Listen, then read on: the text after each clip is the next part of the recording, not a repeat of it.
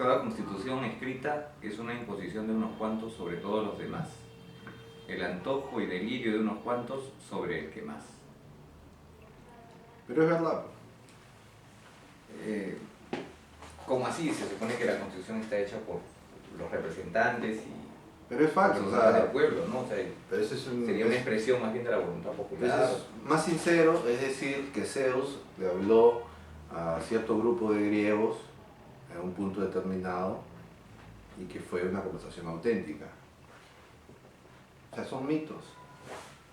El otro es más sincero porque sabemos que es un mito. Lo otro es totalmente hipócrita y falso porque sabemos que no es verdad. Y si es verdad, es loco y es irracional. Como 120 personas, en el caso del Congreso actual, o no sé cuántos eran en el año 79, 78, 79, podía representar a tanta gente. En principio, dos, si esa gente puede establecer normas representando a gente que no ha nacido. La ventaja, que vería la necesidad de cambiarlas. Claro, o sea, se entra en ese tipo de absurdos, porque es una visión positivista que se asume que la Constitución es un fiel reflejo de los deseos de la gente y como estos tipos que dan las leyes y las constituciones son superior al promedio en capacidad intelectual, tienen una visión... Como sus ideas, por ejemplo. Como sus ideas, por ejemplo, ¿no? Que es muy inteligente. Yo creo que sí. Yo creo que sí es muy inteligente.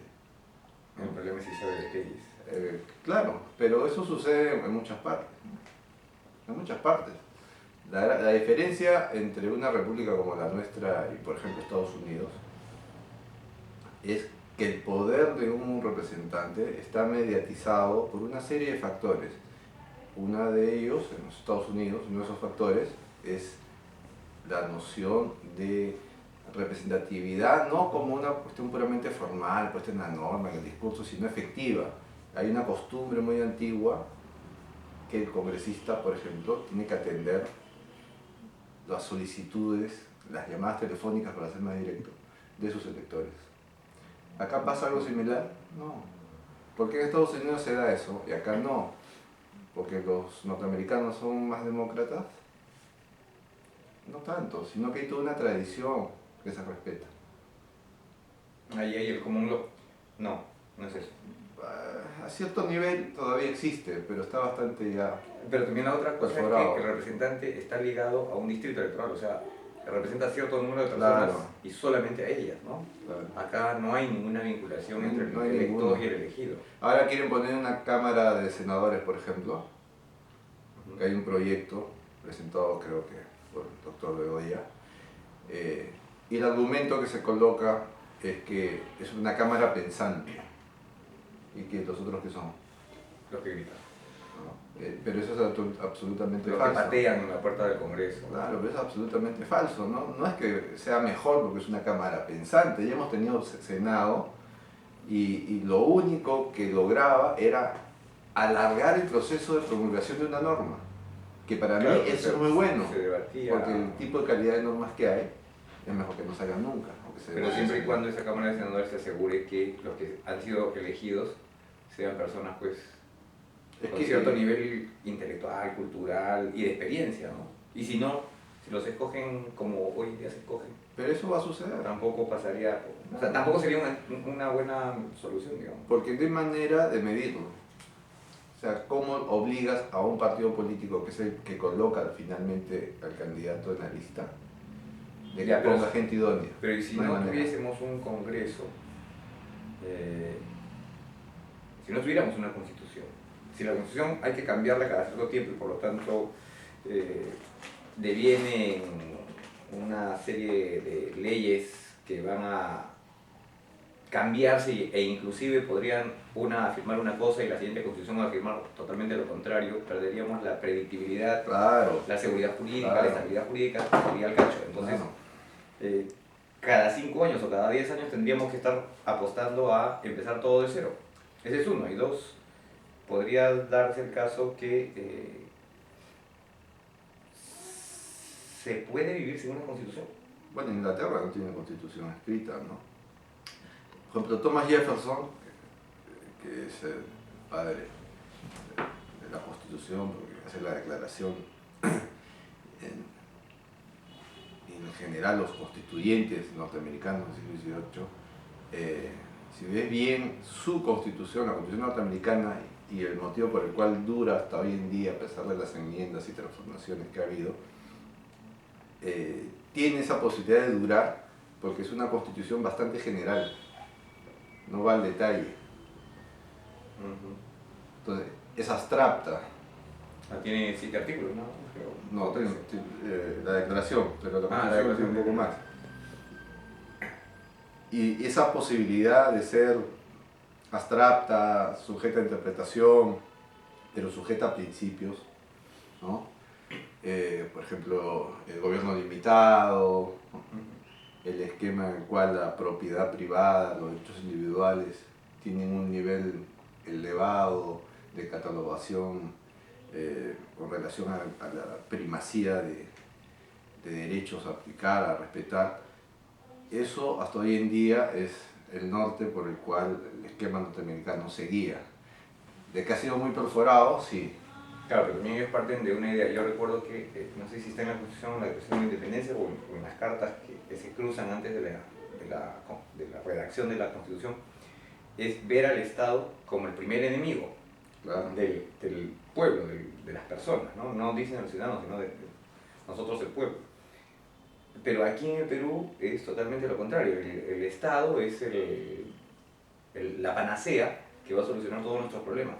Quizás de allí viene un poco la idea de que la Constitución es una especie de lista de Papá Noel, donde tenemos que poner todos nuestros deseos a ser cumplidos por el Estado. O sea, hay una concepción de Constitución muy diferente, totalmente opuesta. Claro, quizás. ese es parte del origen mismo de la Revolución Norteamericana y la diferencia con nuestro propio proceso de independencia, ¿no? Y entonces, ahora que se plantea cambiar la Constitución, claro, es que nosotros no tenemos el esquema moral, axiológico y motivacional que tenían los norteamericanos del siglo XVIII, que era conservar su propiedad, su estilo de vida. Ellos no querían revolucionar su existencia, querían seguir viviendo tal y como estaban viviendo en ese momento.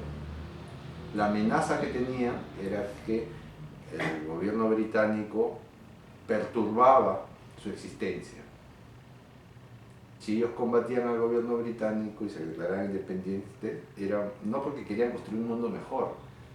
Ahora, si eso es Querían así, mantener su mundo. Claro, jalando un poco los contextos, en las elecciones Humala ha mantenido un 30% fiel, digamos, en la primera y segunda vuelta. Lo demás le ha ido adicionando. Asumamos un 40% de la población vota por el actual presidente y cree en sus promesas y comparte sus ideales y sueños. El 60% restante, no. Por lo tanto, el 60% estaría dispuesto a conservar los preceptos constitucionales tal y cual se manejan, porque esos son los que les han permitido acumular riqueza, progresar en estos años después de la época del terrorismo, mejorar en cierta medida sus condiciones de vida. El resto, el 40% restante, al parecer, no ha podido hacerlo todavía. La Constitución, entonces, si no sirve para ese 40%, porque por eso mismo quieren cambiarla, ¿cómo podría darse un discurso que permita a ese 40% lograr un nivel de mejoras ostensible que se pueda mantener en el tiempo? O sea, la idea de cambiar la Constitución es porque no han obtenido lo que el resto ha obtenido. Se sienten los desplazados de siempre, los pobres de siempre, aunque en realidad no son tan pobres, porque hay zonas hoy en día en Cusco, Puno, donde sí se ha generado riqueza, donde el comercio se ha restablecido después de la violencia terrorista. O sea, ¿ha habido enriquecimiento en esas regiones? Sí. La Constitución lo ha permitido, la Constitución actual lo ha permitido, obviamente. Pero ¿por qué es tan poco comprensible eso? ¿Por qué la gente todavía no entiende que es el derecho de propiedad lo que la Constitución debe de defender, no lo que debe de atacar o vulnerar? Porque esa es al fin y al cabo la democracia, ¿no? Ahora, La democracia es el gobierno del demos, de la mayoría. Y este demos está compulsivamente obligado a elegir sí o sí. O sea, no, en principio es gente que vota por obligación, no por derecho. Claro, no hay Ahí hay un punto de partida que desde mi punto de vista es bastante complicado, ¿no? Porque vicia la libertad misma, la esencia misma de la democracia del voto en este caso, ¿no? Dentro del esquema de la democracia. Pero para defender liberal. nosotros nuestro modo de vida, las inversiones que se han hecho a pequeña, mediana, micro y gran escala, no deberíamos de defender justamente, tú decías, ¿no? Los colonos ingleses en Norteamérica se defienden separándose de Inglaterra para mantener su tradición y las normas que les han permitido progresar en una tierra que era inhóspita inicialmente, ¿no? Además llegaron totalmente en una situación de carencia y de persecución política, o sea, llegaron a las peores condiciones, no vinieron como Pizarro o Cortés acá. Sin embargo, logran construir riqueza, logran crear riqueza. El Perú, después de la debacle del terrorismo, la guerra interna, ha generado nuevas capas sociales enriquecidas. Entonces, esas normas han sido, digamos, el soporte para ese enriquecimiento y esa generación de riqueza. ¿Cómo podríamos defenderlas si tú dices que no necesariamente la Constitución debe de estar escrita, ¿no? ¿Cómo podríamos tener la seguridad, la certeza de que estos derechos serán defendidos sin que estén en la Constitución? Mañana podrían hacer una Constitución nueva o alterar algunos artículos de la Constitución, no hay que cambiarla. Sí. No hay que... Mira, el caso más sonoro y visible con relación a que una Constitución puede establecer el parámetro del éxito o del fracaso, yo no creo que las constituciones generen ese fracaso, son los gobiernos en sí. Lo que pasa es que los gobiernos en esquemas democráticos se rigen por constituciones. Si tuviéramos un gobierno, pongamos, pro mercado y demás, con la Constitución del 79, podría gobernar. En España se gobierna con una constitución que inspiró la Constitución del 79, que es la Constitución del 78. Si uno lee la Constitución del 78 española y lee la peruana del 79, se va a dar con la, no sorpresa, porque es muy normal en el caso de las constituciones, que hay una similitud bastante notoria. Y es cierto, la Constitución del 79 nuestra se inspiró directamente en la del 78. ¿Qué pasó en Perú? ¿Qué pasó en España en esos momentos, a partir de ese momento? Toda la década del 80, España tuvo una postura con un gobierno socialista de apertura de mercados, de respeto a la legalidad y respeto a la propiedad. Un gobierno proclamado socialista, Felipe González, muy ligado al APRA, que va a gobernar en los 80 aquí, y que va a hacer todo lo contrario aquí, con esos mismos principios, con esas mismas reglas de juego. Exactamente lo mismo. ¿Qué pasó ahí? Al fin y al cabo, cuando uno tiene una carta magna, una constitución, no es que uno va a gobernar mirándola. No es un plan de gobierno. Algunos piensan que sí, pero la constitución no es un plan de gobierno, es un punto de partida para hacer cosas, pero sobre todo, y debería ser así desde el punto de vista de hecho constitucional clásico, la constitución debería ser sobre todo una manera de limitar al gobierno, no limitar a la sociedad, no limitar a los individuos. Claro, entendida así en su espíritu y si fuese eso en la letra, realmente Claro, al fin y al cabo, los derechos estarían protegidos. como una misma constitución produce el éxito en un país y en el otro la desgracia. Es porque simple y llanamente hay una manera de ver las cosas políticamente. Una interpretación. Distintas, ¿no? Totalmente distintas. Y eso surge a partir de que el marco institucional que da la Constitución, el marco político, hace que los gobiernos, en el caso nuestro, tenga la potestad de poder hacer tonterías desde el poder.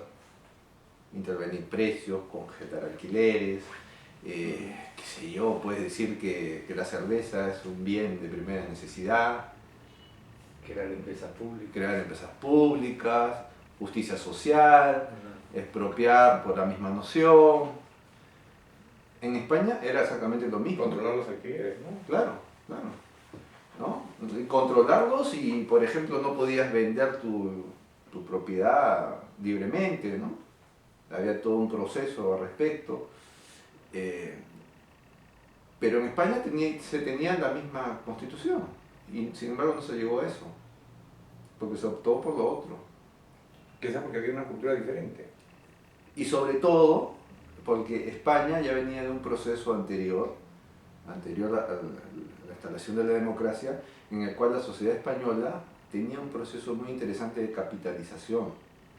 Ya desde la época de Franco hubo un proceso de apertura, tímido pero cierto, de mercados.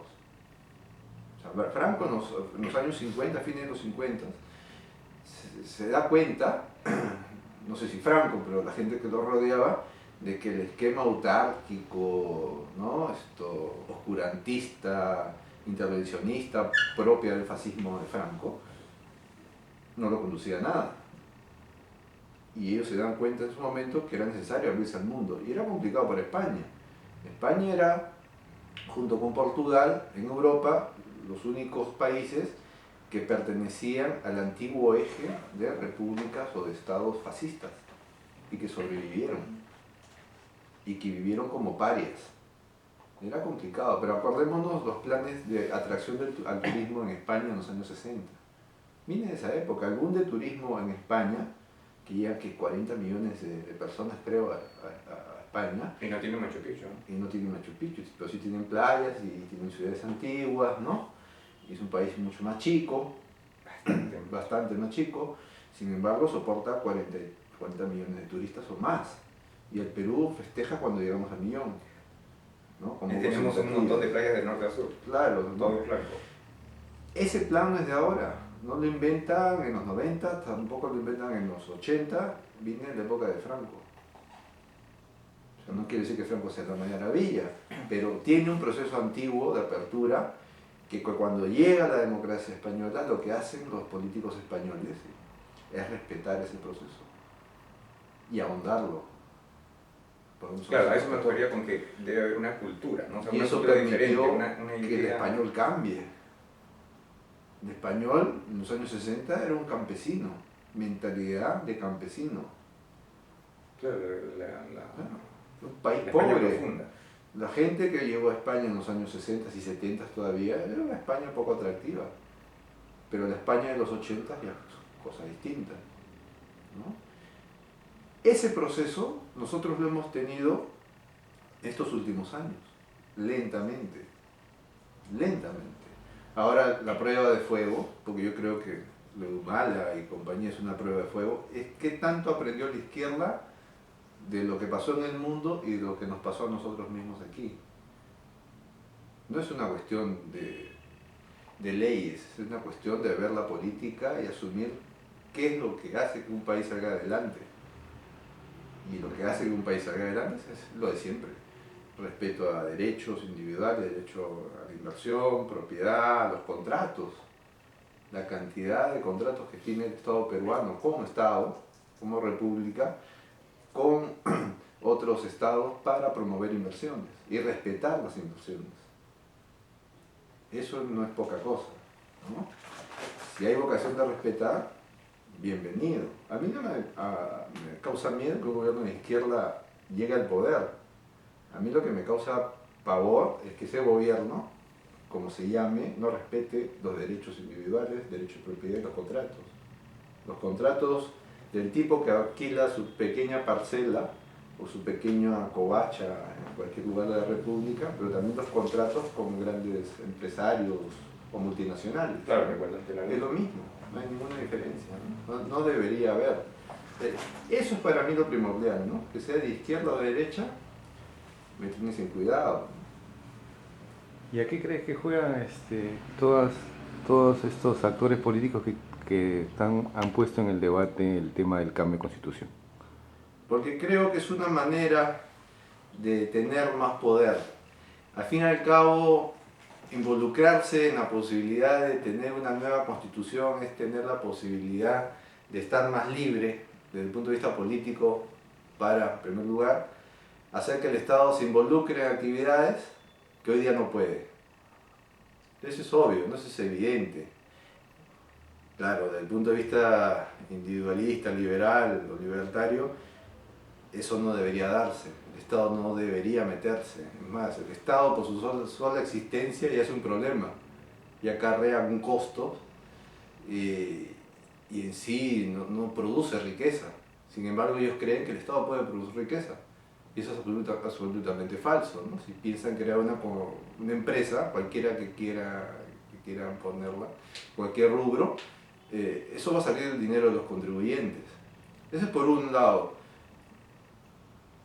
Yo no sé, o mejor dicho, o sea, hay una cuestión absolutamente falsa, que es decir que hay la necesidad de modificar la Constitución o tener una nueva Constitución para poder hacer eso, para poder crear empresas y demás. Eso es falso. En la época de Toledo se crearon varias empresas, no muchas, pero se crearon sin modificar la Constitución.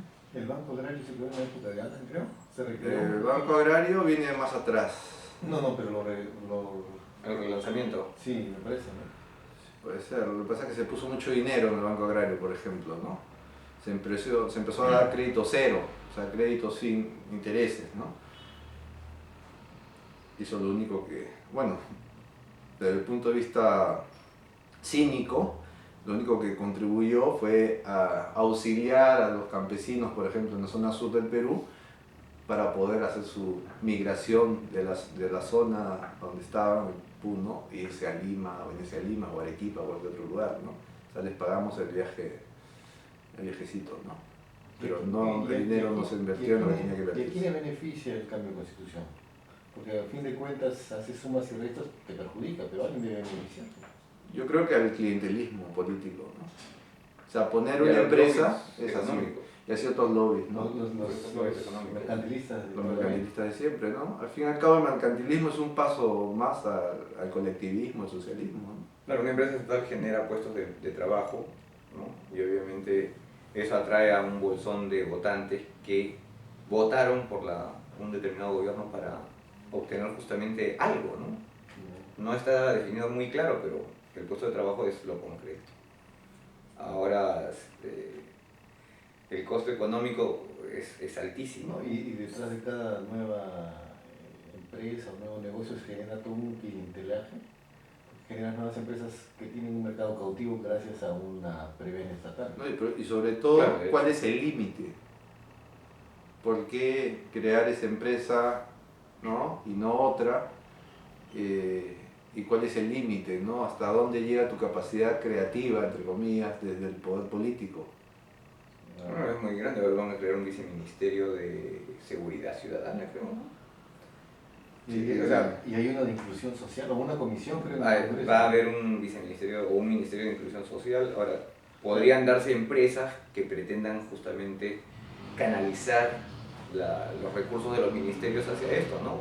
Empresas que incluyan a gente que aparentemente no es útil en algo para que sean útiles en supuestamente algo, ¿no? Hay muchas maneras ahí de desperdiciar recursos. En todo caso, no sé si sería más honesto que simplemente hagan una campaña para que todos los que quieren una empresa estatal pongan un sol y entonces se junte un capital y abran su propia empresa privada. No sé si quieren una empresa del Estado y quieren que la gente la apruebe o no la apruebe, bueno, que creen una empresa que sea financiada con un sol diario, ¿no? Por ejemplo, ese Sí, es eso el sería drama. mucho más Ese es el honesto. drama que acontece con las universidades que se están creando, universidades públicas. O sea, la gente en ciertos lugares del Perú demanda universidad. Entonces tenemos Claro, población muy pequeña, ¿no? Que quiere su universidad. En realidad lo que ellos quieren, y no lo saben, es un instituto. Porque ellos piensan que O sea que la universidad yendo a tiene la más estatus. carrera, claro, pero es una cuestión de estatus. Ah. Es un prejuicio colonial, el título. Pero en realidad las carreras que demandan, empezando por las ingenierías, son carreras técnicas. No es producción de teoría, no es análisis, ¿no? La universidad en realidad ha dejado de ser universidad hace mucho tiempo, son institutos de formación de profesionales que van a ir a abastecer los ministerios que se van a crear. O sea, es todo un mecanismo cerrado para alimentar desde el Estado la formación de más Estado o la conformación de más clientes del Estado, ¿no? Lo que pasa es que la política se rige por mitos y siempre busca el aplauso. En este caso el aplauso a través de la educación es darle su universidad, ¿no? Ahora, el asunto es, ya si quieren una universidad, ¿por qué no fundan ellas su universidad? Con su presupuesto, que ellos lo aprueben en su zona. ¿Por qué Universidad Nacional? ¿Por qué todos los peruanos tenemos que subvencionar, pagar una universidad en una zona en Huancavelica, por ejemplo? O sea, ¿por qué? Porque el contribuyente paga subsidio a Claro, la Universidad de Huancavelica. eso es totalmente injusto, ¿no? Un tipo que vive en Piura o en Puno, Claro. que ya está pagando bastantes impuestos, porque en Puno hay varias universidades, tiene que subvencionar una universidad en tal lugar, simple y llanamente porque a los dirigentes de tal lugar se les ocurrió demandar una universidad. Pero al final de cuentas eso termina siendo un robo, ¿no? Es un robo siempre, ¿no? O sea, toda actividad pública es un quitarle a alguien, que es la gente, para poner ese dinero en otros lugares, que nunca es eficiente, porque la decisión ahí es básicamente política, es clientelismo puro. ¿Y cuál es la justificación moral para quitarle a unos y dársela a otros? No, esa es la moral de delincuentes, o sea, no hay ninguna justificación moral, ¿no? Robin Hood al fin y al cabo era un bribón, ¿no? Un antisocial, un delincuente. El poder de la fuerza, ¿no? Ah, La no. imposición. El Estado es el único que tiene monopolio de la fuerza. Nos puede obligar a hacer cualquier cosa, ¿no? Sí, pues Mientras no tengamos conciencia de cuál es el límite del Estado, es que no y tiene ahí límite. volvemos a la Constitución. No tiene límite. Me soy muy crítico con Thomas Hobbes, es un pensador absolutista, pero él denominó al Estado, no por casualidad, y creo que ese es su éxito mayor, no otra cosa, lo denominó Leviatán. Es un monstruo bíblico. Un monstruo, una fiera, o sea, esto no tiene límite, pues. Un animal no tiene razón. Siempre te va a agredir cuando pueda, cuando quiere, se le antoje. O sea, no hay manera de domesticarlo. La Y única tiende a manera, crecer, y ¿no? tiende a crecer. O sea, al fin y al cabo, Víctor Corleone es mucho más moral que Leviatán, pero siguen siendo lo mismo. Siguen siendo exactamente lo mismo. Víctor Corleone te cobra por darte seguridad. ¿De quién? Del mismo. Si tú no le pagas a Víctor Corleone, al padrino, él te va a cuidar de otros, pero sobre todo te va a cuidar de él. Si tú no pagas, él va a ser el primero en agredirte y va a hacer sentir su poder. Es como ese famoso chiste, ¿no? El Estado prohíbe el robo porque no le gusta la competencia. Claro, o sea, pasa que hay una visión ingenua y bastante alimentada por los liberales de que el Estado tiene un límite. Y ese límite es bien gaseoso. ¿Cuál es el límite del Estado? Por ejemplo, hablamos de inversión. ¿Cuál es el límite de invertir en tal lugar o no? No, pero que el Estado solamente se dedique a la seguridad. Pero la seguridad también no la pueden dar empresas. Pero la visión O la más común salud, la es educación. que el Estado debe de entrar como Estado subsidiario, que es el que se reconoce hoy en día, porque hay fallas del mercado, ¿no? Hay zonas de la economía o regiones, áreas geográficas que la empresa privada no ingresa, ¿no? Y por lo tanto es el Estado el que tiene que ingresar. Un caso evidente es la pretensión de crear una empresa nuevamente de aviación, ¿no? Nacional. Aguataz ha dicho que a través de una concesión, pero si LAN, ellos le reclaman a LAN que por qué LAN no tiene más frecuencias, que por qué no llega, qué sé yo, a Yurimaguas, ¿no? Pero si una empresa no llega a Yurimaguas y LAN no tiene el monopolio de las rutas, cada empresa que quiere hoy en día privada puede poner la ruta que le dé la gana. Pero si no la ponen, y LAN no es la única que no la pone, las demás tampoco la han puesto, es lógico que no la ponen porque no va a cubrir el costo, ¿no? O sea, no se van a vender tantos pasajes como para cubrir el costo de funcionamiento de un vuelo nada más. Entonces, eso quiere decir que si se abre una empresa nacional, esta va a empezar con pérdidas y va a mantener sus pérdidas. Y nosotros con los impuestos vamos a tener que asumir ese costo. Eso ya se vivió y hoy en día se repite. Lo sorprendente es que la gente, al parecer, o no se da cuenta, o los economistas ya se olvidaron lo que aprendieron en la universidad, si es que aprendieron algo, y el bolsillo de los contribuyentes es el que se va a ver más afectado. O sea, no tiene mucho sentido tratar de entrar a competir con las empresas privadas cuando se sabe que si estas no se meten en un punto es porque obviamente no hay ganancia. Entonces meter al Estado en una aventura que no es rentable No, o es sea, sacrificar nuestros... además se habla de fallas del mercado en situaciones en las cuales hoy en día el mercado cumple eficientemente el nivel de la demanda. Por ejemplo, anteriormente, porque había unos 5 años, un vuelo a la semana a Cajamarca. Y hoy día, en un solo día, hay varios vuelos. ¿Por qué? Obviamente porque hay mayor demanda. La actividad económica en la zona hace que las empresas tengan interés en llegar con pasajeros y sacar pasajeros de la zona, ¿no? Es normal, no vas a inventar pasajeros, es como en las zonas de Lima, las zonas más congestionadas, pasan las combis, las cústeres, casi secuestrando a los pasajeros para que suban, ¿no? Claro. O sea, eso es totalmente loco, ¿no? Claro, es una competencia feroz, digamos, ¿no? Claro, Competencia... y bueno, ese es el caos que tenemos, ¿no? Y con el esquema bastante mediocre de transporte urbano que hay. Pero a ver, siempre hay una visión de que el mercado es insuficiente, pero la experiencia más clara de insuficiencia y de pésimo manejo no la tiene el mercado, la tiene el Estado, históricamente, además con pérdidas más Claro. que millonarias. Estamos vivos tú y yo, que hemos pasado la experiencia de las empresas públicas hasta el 90, ¿no? Que ya teníamos la edad suficiente para entender que estas empresas realmente no eran muy útiles, ¿no? Obtener un teléfono te demoraba años.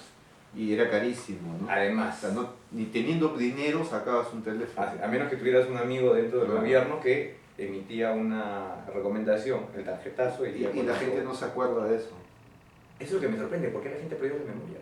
Pero no es la gente, son las Sí. nuevas generaciones de gente, Sí. que son gran parte de la masa votante. Y ahí hay una misión clara de los líderes de opinión, los intelectuales. Pero ¿no? los líderes de opinión no son jóvenes, pues. Están, bueno, no voy a decir nombres, pero los periodistas más reconocidos que tienen cadena nacional, ya sea en televisión, ya sea en radio, ya sea en periódicos, no están advirtiendo, me parece a mí, de los proyectos, ¿no?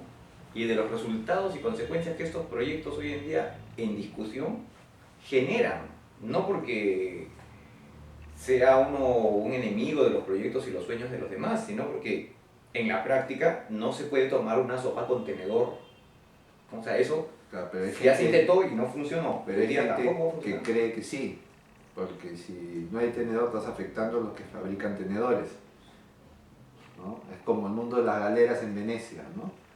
Mientras que la navegación ya se empezaba a dar y ciertos inventos que cambiarían y hacían obsoleto el esquema de galeras, el esquema mercantilista veneciano hacía que las galeras siguieran funcionando. Parte de la decadencia de Venecia a que su Existir en una industria que ya no tenía obsoleta. sentido, ¿no? Porque el mundo ya cambiaba, iba revolucionando, Como, ¿no? como los fabricantes de velas, que Igualito, tenían la competencia leal del sol. ¿no? Así es, ¿no? Así que ahí hay varias cosas a tener en cuenta, ¿no? ¿Por qué los líderes de opinión no cumplen su misión? De hacerle recordar las cosas que ya hemos vivido y para no repetir los mismos errores. Y que todos son mayores que nosotros. Sí, bastante mayores y son decanos de facultades de economía, derecho y ciencias sociales y otros más, o de ingenierías, pero, oh casualidad, pues después esos mismos personajes los vemos candidateando al Congreso, ¿no? Entonces, ¿de qué nos sorprendemos? Si son políticos. O sea, son estos mandarines, ¿no? Estos tipos que al fin y al cabo también quieren convertirse en pequeños déspotas. O sea, y me da pánico, pues terror pensar que ese tipo está educando a gente, a muchachos, ¿no? ¿Educando con qué? Con un discurso de campaña y no con un discurso académico, durante décadas. Claro, ese es el problema. Entonces, ese es el punto, ¿no? El nivel profesional formalmente está garantizado, pero éticamente no. Yo me acuerdo y siempre lo tengo No, pero ni siquiera presente. profesional, porque las tesis o las ideas que soltarán en clase probablemente no tengan una coherencia lógica sostenible, ¿no? Lo que pasa es que los jóvenes no se dan cuenta tampoco. Claro, porque más buscan, en ese caso, la forma que el fondo, ¿no? Que el contenido, ¿no? Las tesis Claro, o sea, cumplen todo el requisito de Mario Bunge en La ciencia y sus métodos. Proponer que, pero no tiene claro, un gramo Mario de, Bunge es un ídolo para los jóvenes. no tiene ni un gramo de seriedad, de estudio, de lectura, ¿no? Porque al fin y al cabo tú no puedes inventarte cosas, ¿no? Tú tienes que Claro, prepararte, hablar de investigar, ¿no? empresas estatales, promoción del empleo a través del Estado, elevar los sueldos, o sea, eso es control ya, eso ya es control de mercado, en un pequeño sector que son los sueldos, mañana pasarán a ser los precios, ¿no? Después será quizás control de cambios, si es que la crisis afecta a los exportadores, que de hecho que la va a afectar, van a empezar, o sea, vamos a repetir la receta de Alan García en su primer periodo, quizás no de una manera tan drástica y tan evidente, sino, por lo menos en este momento, las señales son en esa dirección. Ya todos sabemos lo que Keynes recomendó, ya sabemos lo que le pasó a Estados Unidos, ya sabemos lo que le pasó al Perú con el gobierno de Bustamante y Rivero, que se aplicó también lo mismo. Y con Alan García en su primer periodo también se aplicó eso. Y tenemos ahorita el caso de Venezuela, ¿no? País exportador de petróleo, miembro de la OPEP, que está en una situación económica muy inferior a la del Perú, ¿no? Gente de Gamarra que se fue con la idea de invertir en Venezuela, al final ha tenido que regresarse, porque simplemente hubo una opción, pero al final la economía venezolana tampoco se ha sostenido. Y eso que los precios del barril de petróleo están en $100. ¿Dónde está esa plata? En los proyectos estatales. Oppenheimer dice que Chávez ha hecho un milagro en Venezuela, ¿no? Pero al revés. O sea, cómo empezando un gobierno creo que el precio del barril de petróleo estaba a 10, 12 dólares, y ahora está a más de 100 dólares, teniendo ese nivel de ingresos, ha logrado que Venezuela entre en una crisis enorme, que no tenga ni siquiera un país rico en energía, en petróleo, ni siquiera tenga dinero para poder tener un buen sistema de salud, evitar los apagones. Racionan la luz. ¿No? Sí. O sea, lo mismo que pasaba acá con Alan y con el terrorismo, ¿no? Bueno, podemos echarle la culpa al terrorismo. Bueno, ese es el Estado, pues, no hay terrorismo en Venezuela, o sea, el Estado se encarga de la luz y ahora Venezuela tiene la luz racionada. Caracas no tiene luz por horas al día. La capital del Estado venezolano. Entonces, ¿qué clase de eficiencia?